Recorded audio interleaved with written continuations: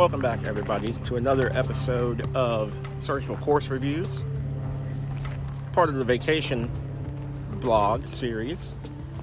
We are still in Alabama, this time in Gulf Shores, and we are at Pecan Hollow. This is part of the Graham Creek collection of courses. There are actually 3 on this property, 2 that are literally right next to each other. You saw as we were driving in on the intro. And then a third that's maybe a mile or so away. You have to take a separate road to get there. The other course that's on this same exact property is known as the Preserve, and that third course is referred to as the Prairie. We've elected to play Pecan Hollow today, which is the most difficult and challenging of the 3, though all 3 courses are actually fantastic. The Prairie is more open, a little less rough, easier for those beginning players. Preserve, which is literally right across the street from the one we're playing today, is more of an intermediate level course. And then Pecan Hollow, which is right here behind me, which is definitely more challenging, requires a little bit more accuracy off the tee. So we'll take some shots, take some video, show you what's going on. I've got my father-in-law with me today, so I may throw him on for a couple of shots, and hopefully we'll get some good throws for you. Stay tuned.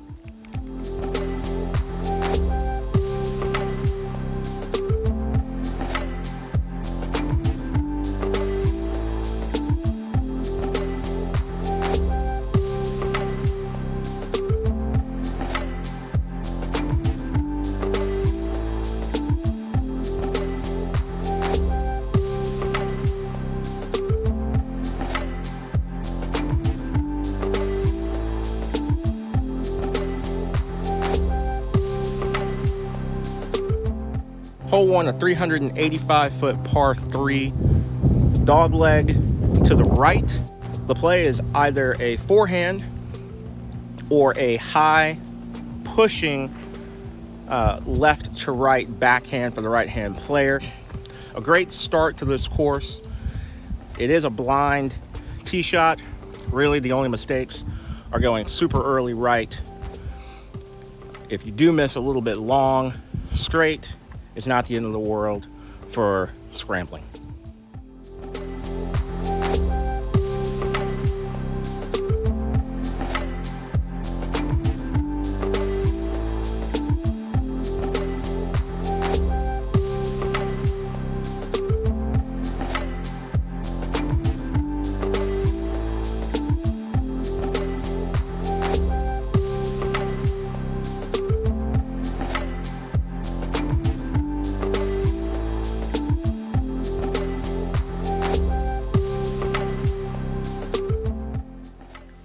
Hole 2, 515-foot par 4.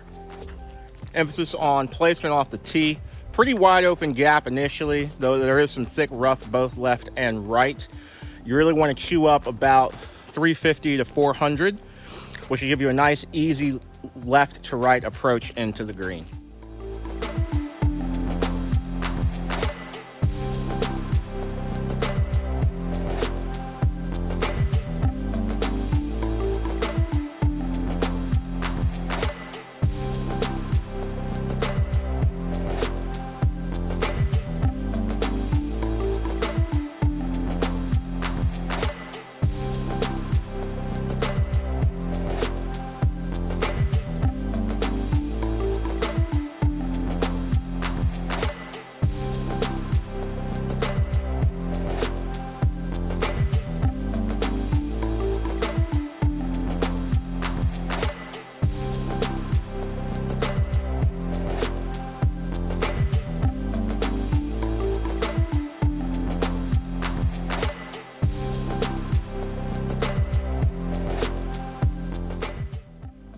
Hole 5, relatively short, 731-foot par 5. Definitely eagleable with 2 good shots from the tee. Very tight initial gap. You can either go straight or just to the right of this one you see in the middle of the screen. The layup zone is relatively wide open. It's much better to be on the left side of the fairway than on the right.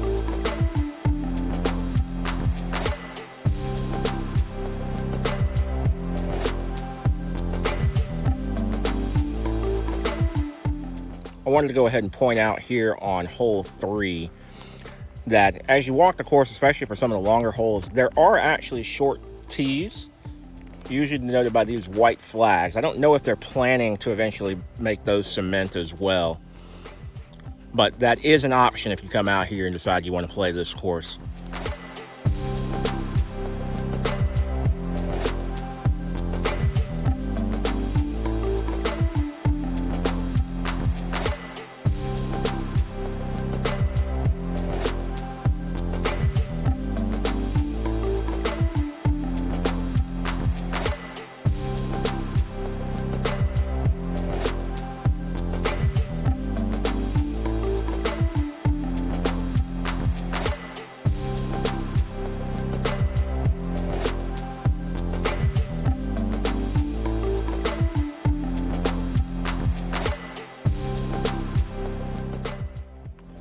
Hole 4, long par 3 at 410 feet.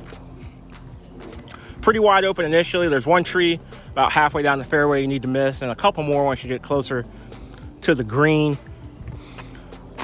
Jail left or right of the fairway. Pretty much just throw this one straight.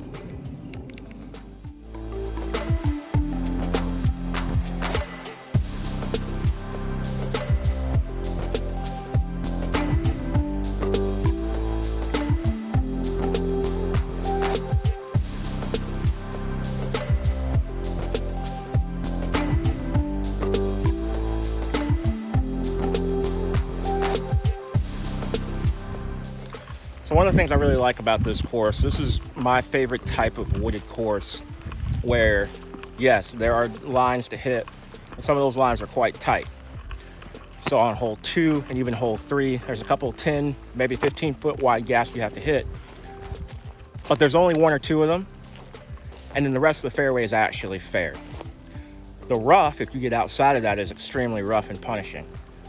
But the fact that it's a wooded track that actually has routes to the pin is what really appeals to me with any wooded course. And so this one gets high marks because of that alone.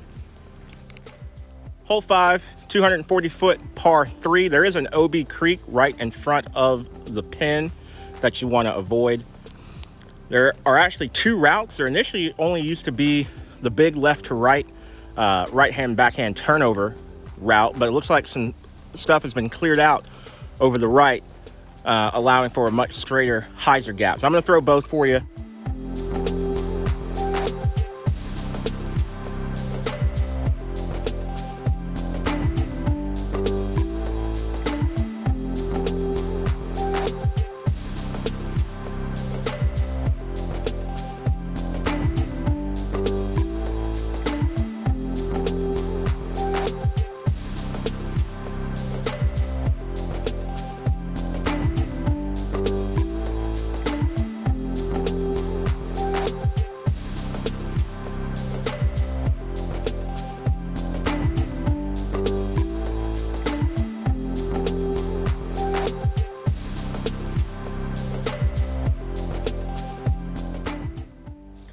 Hole 6, 262-foot par 3. You can see the basket straight ahead.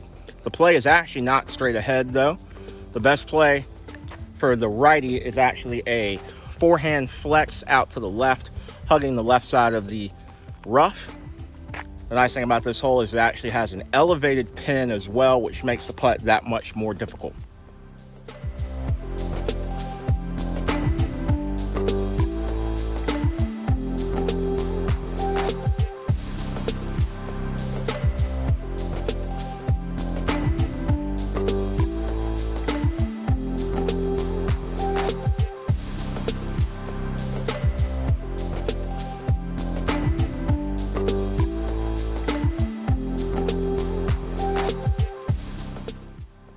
hole 7, 327-foot par 3.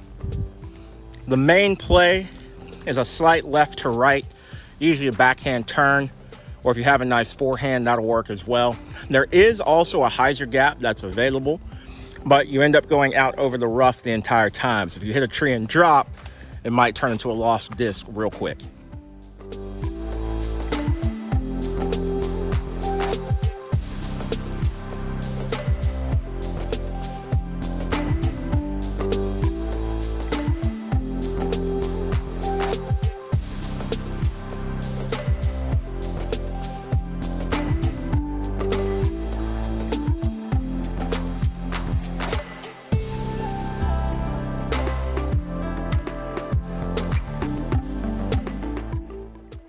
Hole 8, if you execute the tee shot, probably one of the easier par 4s on the course, as it's relatively short at only 449 feet.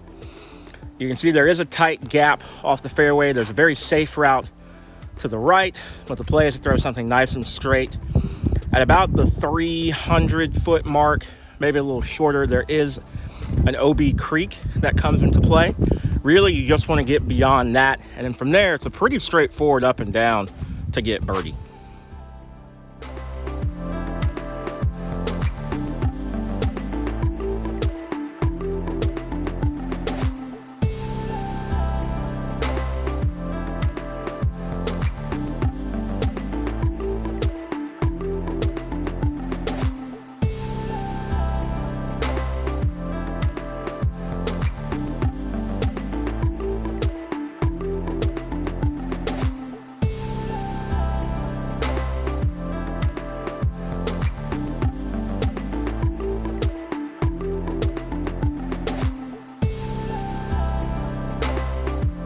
So as we walk to 9's tee pad, a couple things I want to point out. This course does all the little things right. Fantastic tee pads. They are a little bit elevated off the tee, so if you like coming from off of the tee pad, that can be a bit awkward, but the pads themselves are plenty long enough for most players to be comfortable with. There's also benches on just about every single hole, so if you need to take a break between holes, it's there as an option for you. The tee signs themselves are actually really, really nice. Some of the best quality I've seen. Gives you good detail of exactly what you're throwing. And this course really only has one set of pins per hole, so you don't have to worry about figuring out, are we in A, B, C today? It's going to be the same course every time. Hole 9, 844-foot par 5. Again, a little short on distance, but it's such a tightly wooded hole. You'll see it really is a true par 5. You start off with a little baby right to left, right hand, backhand hyzer to the first landing zone.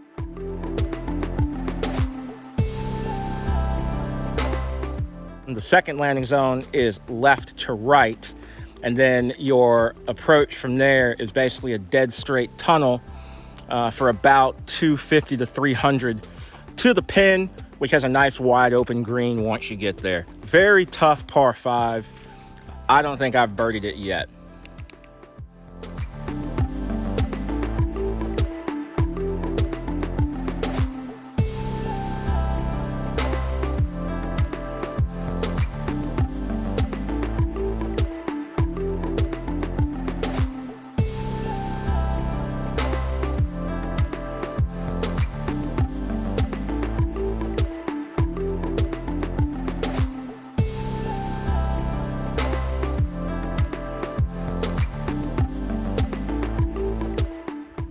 You can see as we approach my drive, this is pretty much the ideal landing zone. I can maybe chew off a little bit more distance to get up in there. But this is why I say this really is a true par 5. There's now 2 routes to take, the one on the left and the one on the right. I'm far enough to the left, that's what I'm going to play with a forehand to try to get me to the second landing zone, which should give me a pretty straight shot to the pin for the birdie.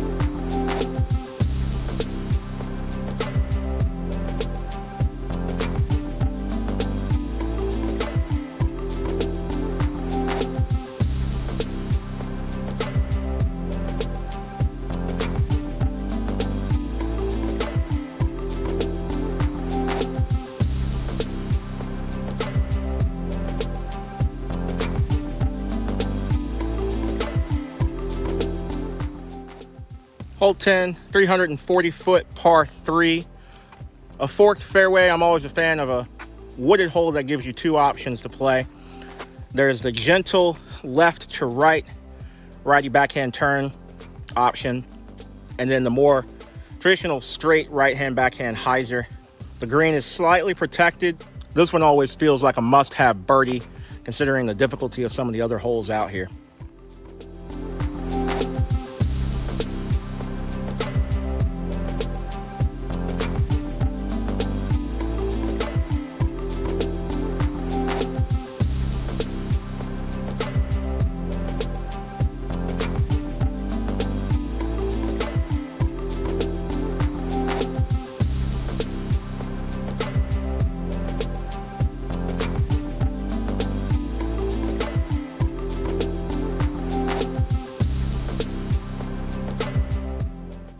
Hole 11, 368 foot par 3.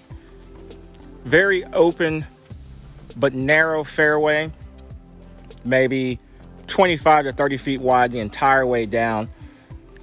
At about the 300 foot mark, takes a sharp dog leg to the left. The best play is a skip in order to get all the way to the green.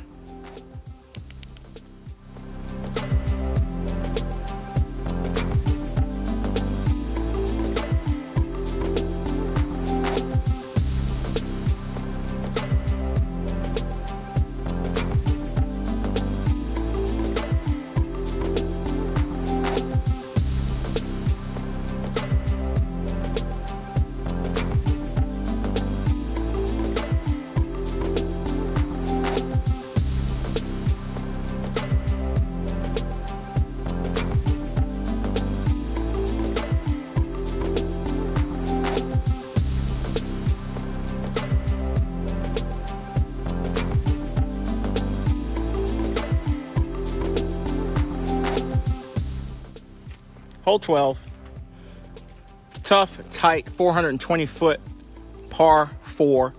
Another forked fairway at about 80 feet from the tee. You've got two trees directly in front of you. It is eagleable, but it would take quite a bit of luck to get past the last set of trees before the green.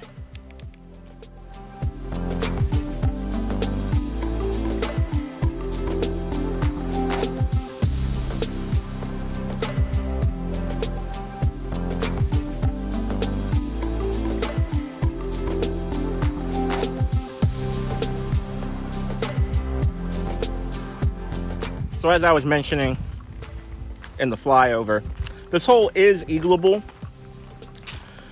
but you probably noticed in that flyover as well, all the trees that come into play. This was my dry, which actually ended up pretty good.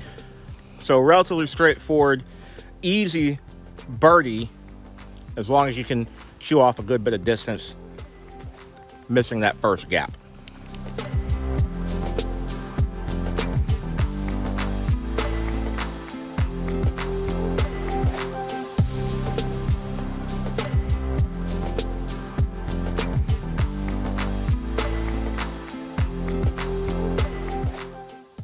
Hole 13, another relatively short par 4, 426 feet.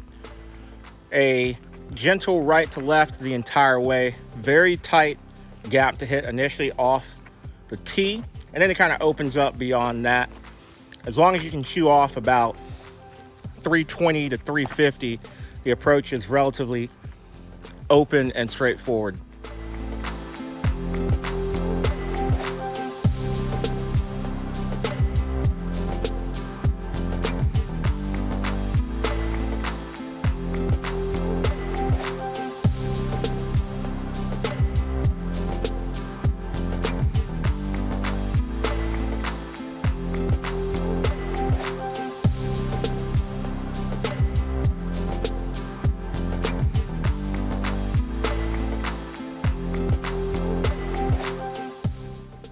Hole 14 plays as a pretty tricky 460 foot par 4. The initial play is basically a slight right to left backhand, or excuse me, righty backhand hyzer to about 375, almost 400. And then once you get to the landing zone, it's actually a forked fairway from there to get to the pin.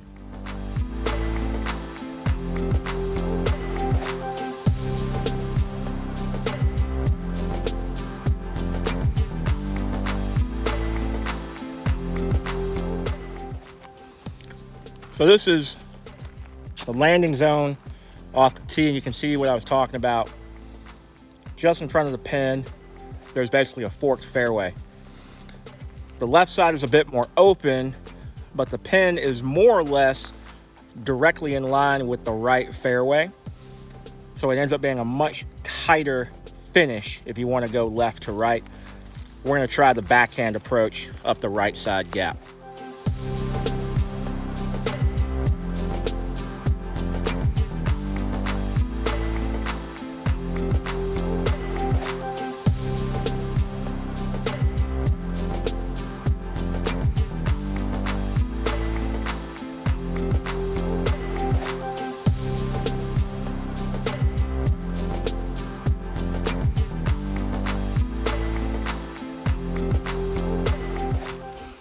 I went ahead and threw both of those gaps for you just to show you what they look like.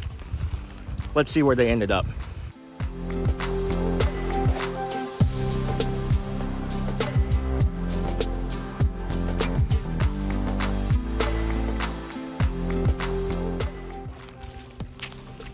So the right sided gap parked,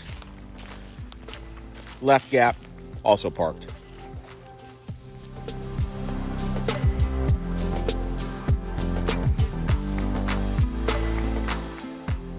So most of this course is pretty widely spread out, meaning you're not really going to run into a whole lot of other fairways while you're out here. This entire property is more or less just used for disc golf as well, so you don't have to worry about dog walkers, cross-country runners, bikers, anything like that. There are a couple of holes that do run up against each other. Hole 14, which we just played, and then hole 15, which we're getting ready to play. I'm actually standing on the teeing area right now, and you can see this nice wooden barrier back here. That's obviously to protect the folks teeing off in 15 getting hit by those drives that are a little too straight off the tee.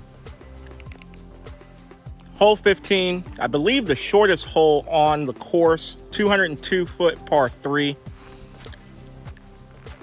You can actually see this pin from the tee, which is not common for a lot of the holes out here. Straightforward, little baby hyzer shot through a small 10-foot gap.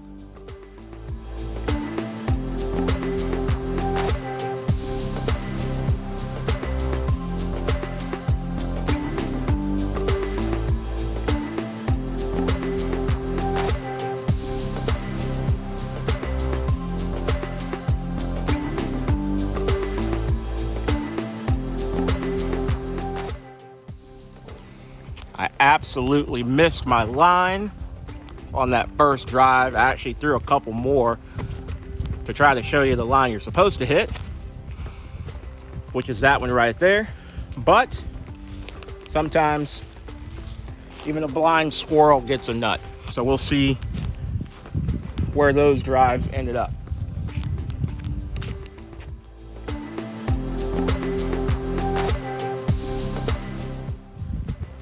That's actually the first drive right there.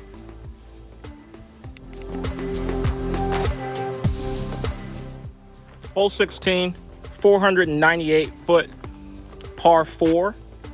Gentle left to right turn the entire way to the basket.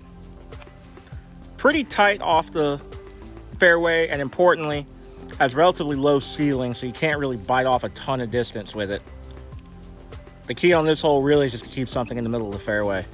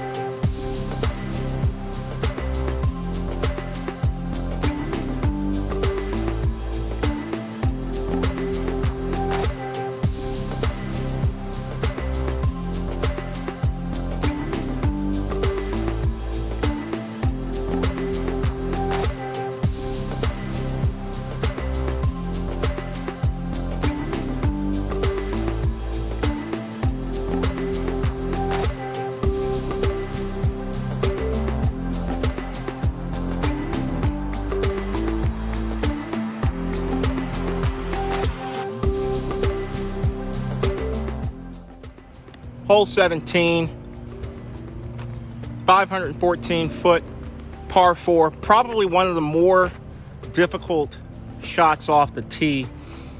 There's a very small, maybe 8 foot wide gap that you have to hit to get to the landing zone. And then from there, there's a couple of additional tight gaps to reach the green, which is actually slightly elevated in the fact that the green slopes downwards behind the pin.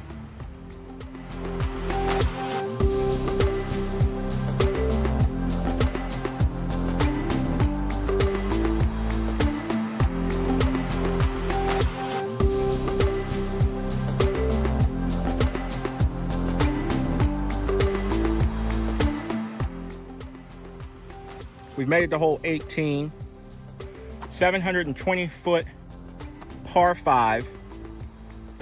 It's actually a very difficult tee shot, not because it's so narrow, but because you really can't chew off a ton as a backhand player. It really calls for a forehand flex to get any sort of distance down the fairway. We'll give that a shot to see whether or not we can put ourselves in position to potentially card the birdie.